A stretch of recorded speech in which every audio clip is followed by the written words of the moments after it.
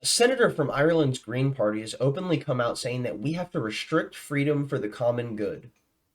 Really? Anytime you ever hear anyone in any position of power in the political landscape ever use the language common good, realize you're dealing with someone working on the same rhetorical standards as Mao, Hitler, and Stalin. You cannot trust these people, and with it, we'll leave this off on a quote from the great Norm Macdonald before we jump into the rest of this. That sounds like some commie gobbledygook to me. Let's go ahead and see what we've got. Starting off with Disclosed TV, Ireland's Green Party Senator O'Reilly. We are restricting freedom for the common good. Really? The common good. That is absolutely insane. When you see people using rhetoric like this, you need to realize the nature of what you are dealing with. And what that is authoritarian tyrants. There is no other way to look at it. Period. They would gladly restrict your ability to do anything solely based on the standards of what they deem necessary or what suits their emotional state best. Let's go ahead and get into this. When you think about it, all law, all legislation is about the restriction of freedom. That's exactly what we're doing here, is we are restricting freedom, but we're doing it for the common good. You will see throughout our constitution, yes, you have rights, but they are restricted for the common good. Everything needs to be balanced. And if your views on other people's identities go to make their lives unsafe, insecure, and cause them such deep discomfort that they cannot live in peace, then I believe that it is our job as legislators to restrict those freedoms for the common good. Well, so she believes she should restrict your freedoms for the common good of other people's fifis because other people are having their feelings hurt and they're feeling like they can't live safely because they're being criticized.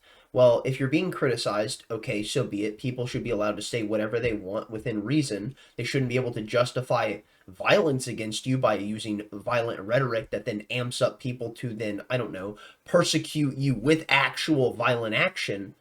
But what they should be able to do is say whatever they want within reason. As I've already stated, they should be able to speak their mind freely. And with it, this is to address things like what's going on with the recent immigration crisis in Ireland, with the massive influx of migrants that they had. There was a recent stabbing of multiple people in Ireland, one of them a children. It was from a Sudanese immigrant that had lived in the country for years. And why did he do this? Well, it's because he wasn't receiving enough money from the welfare system in Ireland.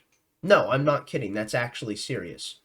Think about the nature of what this does to the people in Ireland, and with it, how many immigrants they've been importing recently and taking in is going to shift the demographics of the country in an unimaginable way. And this is one thing that's going to have so many people in Ireland against this, solely because people are always going to be against change, especially when it's being forced upon them and they themselves did not acquiesce.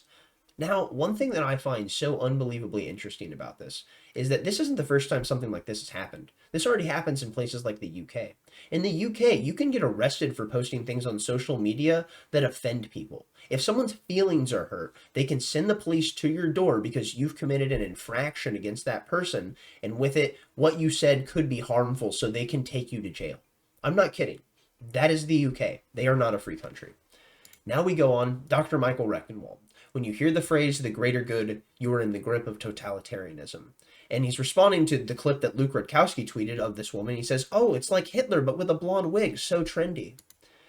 Raw Nationalist says, remember that they always say this. Tyranny is always justified in the name of the common good. The people must be saved from themselves. And this is the mindset of those within government. Now on to a friend of mine on Twitter. For the greater good of all humanity, it becomes imperative to cyberbully and chastise these ghouls to the point of demoralization and total failure. The people will be free. And that's absolutely right, Gay Toad. That's absolutely right. I think that this is the right sentiment. So let's go ahead and reread it and make our point once more. For the greater good of all humanity, it becomes imperative to cyberbully and chastise these ghouls to the point of demoralization and total failure. The people will be free. This is the exact approach that is necessary. Now we go on, we have this clip of Tom Woods tweeted by the Libertarian Party. The state doesn't provide for the common good. The state violates your rights with impunity. And that is exactly what we see Senator O'Reilly in Ireland wanting to do. Let's go ahead and play this and let Tom Woods take it away. Well, the state is there to provide for the common good, and the people who staff it are selfless crusaders for justice who are innocently trying to do what's best for you and me. I mean, come on. No. To the contrary, what this institution is a parasitic institution that lives off the labor of its subjects. That's what it is, and it engages in activities that would be considered the greatest moral enormities if engaged in by the citizens. But when they are engaged in by the ruling class, well, this is just a matter of public policy. We can expropriate you to whatever limit prudence will allow. We can kidnap you if the cause is just in our view, and only we can decide whether it's just or not. Throw you in cages for arbitrary reasons. Anybody else doing this, we would immediately see there's something wrong with it, but we've been taught that, well, these are special people. Moreover, the state is looking to protect itself more than it's looking to protect you. And if you doubt that, consider the severity with which it treats crimes against itself, and compare that with the dispatch with which it goes after somebody who stole your $10. The only thing I would add to Tom there is that many of the times government itself is the institution that extorts you from your $10. And they do so with a monopoly on violence, with you having no ability to have any recourse to react within the given system because they have full control, which they are then pushing you through their racketeering scheme, which is nothing more than an extortion racket. So one thing that I find so interesting about the idea of the common good is that, like, this isn't anything old. This goes back to the times of, like, Aristotle and Cicero, like 2,000 years ago. But what is fascinating is what popularized this, and this is the idea of the social contract. And the social contract was a book or a pamphlet written by Jean-Jacques Rousseau in 1762, where he talked about the nobility of the common good. And with it, you can see that this argument is really still used a lot today, and this is what pushes the progressive mindset that we have to make sure and pay for absolutely everyone. We have to take care of absolutely every single lowest common denominator in society, no matter what. Doesn't matter if they're not a productive member of society itself. Well, this is a total counter to things like that of the Adams school of thought when he wrote Wealth of Nations, where he talked about the invisible hand of the market being the constraining force that actually ends up guiding civil society and creating prosperity. And through that, we can see that this would be something that's done through the topic of quote-unquote natural liberty, as Adams describes it.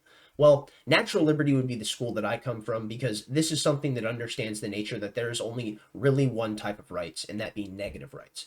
There's what you have been able to do with your time and your labor and the value created from it. And then there are positive rights, that of what is siphoned to you from other people, from an institution like the state. And with it, it's not actually anything created from your labor or your value or your time, but nonetheless, we're going to actually make sure that you are a benefactor from someone else's time and labor, and we are doing so at the threat of violence to this person, because if they do not actually pay the extortion racket, then they will be thrown in a cell and treated like an animal. Nonetheless, I'm going to go ahead and call it there. There's a difference between positive rights and negative rights, and this total misunderstanding of rights is the one thing that has driven the entirety of the progressive era. I'm going to call it there. Thank you for watching if you got this far. Thumbs up if you liked it, thumbs down if you didn't. Tell me where I'm wrong in the comment section down below. I'm more than willing to go through something that you can provide me if I can read through it and you can explain why I'm wrong and why you think that I'm wrong, but nonetheless, you really have to provide it. Thumbs up if you liked it, thumbs down if you didn't. Tell me where I'm wrong in the comment section down below. Stay lovely, stay great. Tell someone you love them. Peace out.